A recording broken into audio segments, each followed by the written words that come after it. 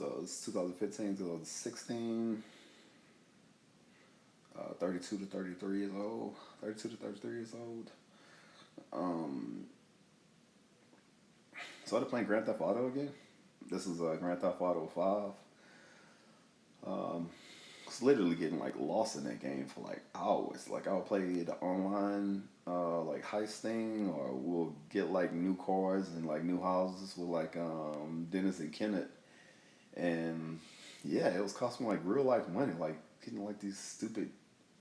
You go to GameStop and spend like $100 in credits, and then you get like $1 million in the game, and then you can buy like this new digital card. It's so stupid, but at the time it meant everything. You know, they had the best houses, best cars or whatnot inside of a video game. So I can see how a lot of people get trapped up inside that world. But yeah, it was it worth it? I don't know. Um, I went to my first live hockey game with Derek, and Chase came with us, and that was pretty fun. I remember that was like the first time I got a taste of like an apple beer. I think Derek liked apple beers and wanted me to try one. I think it was like apple orchid or angry apple something, whatever. Yeah, I remember that was a really cool experience and whatnot. February, Lydia came over, so she got her new apartment uh, from of a year ago, and then she came to my house and she was inside of a new car. I was like, man, this is huge different from the little bucket she had driving around with a steering wheel in this ghetto apartment to the brand new car she had plus a new place to live. And money isn't everything, but it's just having a safe environment for your kids, knowing that you'll be able to drive back and forth to work without having your car break down or whatnot. It's just improving your situation, and I loved every second. I was more excited than she was. Um, March, Derek came over in his brand new big F-250, um, and uh, yeah, him and I drove to while he was still test driving it. Him and I drove to Lafayette, and we went to another Ford dealership, and we seen this Ford Tonka truck. And still like the most badass truck, even though Derek will argue with me all day. Nah, Derek got a platinum F-250. I just want to mess with him. Uh, yeah. Uh, but the crazy thing is, I mean, I'll probably get to it if I remember from 2 years later. But with Derek and Lydia both getting new vehicles 2 years after this, they got in a wreck. They hit each other in Lake Charles. Like out of all the places Derek could have been, all the places Lydia could have been, her new car and his a big old F2. Oh, he knocked the stuff like across the street without any resistance. Yeah, but I'll probably get to that. Probably tell you about that. I mean, that's pretty much the whole story, to tell you the truth. But yeah, like Derek could have hit some random lady, and Lydia could have hit some random guy, but somehow they finally hit each other. Um, the odds is ridiculous. Um, Derek is starting his new company, dependable plumbing, and like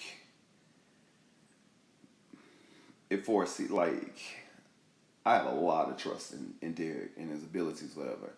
But what he's doing now far exceeded anything that I've ever seen. I knew he was capable of unlimited powers. Like when he put his mind to something, he executes every single time. And so when he said he was starting this company, I already knew it was gonna be. I already knew it was gonna be like successful no matter what. And because working for Roto-Roo, this he was excited. I remember when I met Derek, and he was so excited about getting his raise to like $19 an hour. And then he was like super excited when he was like, "Man, if I make my boss like $370,000 a year, um, I would be able to make like 30 some dollars an hour." And he was so excited, but that's trash compared to what he's doing now. I'm not saying making 30 some dollars is trash in general. I'm just saying like his ability. He took advantage of his capabilities, and and just like I try to help out everybody, because I don't expect nothing in return. Like my return is seeing you being successful. I had offered him X amount of dollars to pay off his truck, pay for his trailer, and I was like, I'll just get like a small percentage of whatever you make during the year. And he was like, Jared, I'm gonna make all that back. You just told me plus more my first year. I was like, okay, no hatred, you know. It's not like he was trying to be greedy. He just wanted to prove himself, and he proved himself many times over. It's not like I needed the money. I just wanted to help him out, you know. Still proud of him, like to this day. Um, my sister's wedding was that year, that April 2nd, 2016, and it's what was that? Was it?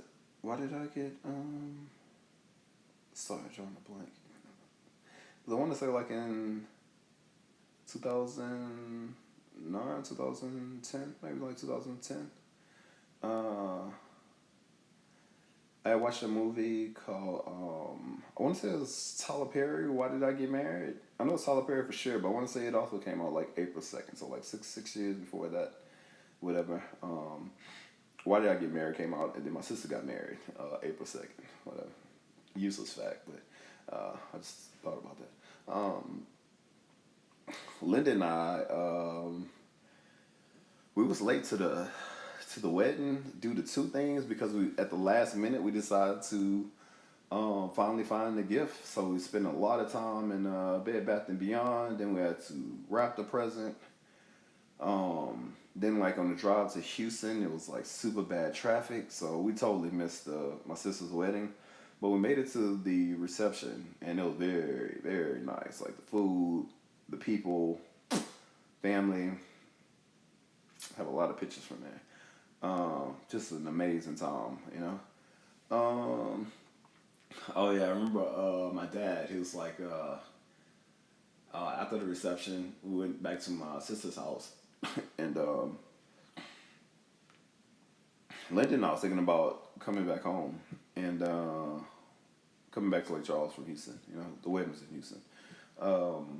And my dad was like, if y'all decide to leave, I'm coming. And so we was like, okay. And so I didn't want to crowd my sister's house, you know. And so Linda and I decided to leave. And yeah, my dad was like right behind us. He jumped inside the car, and took my Escalade. Jumped inside the truck or the car or whatever. I want to say we took the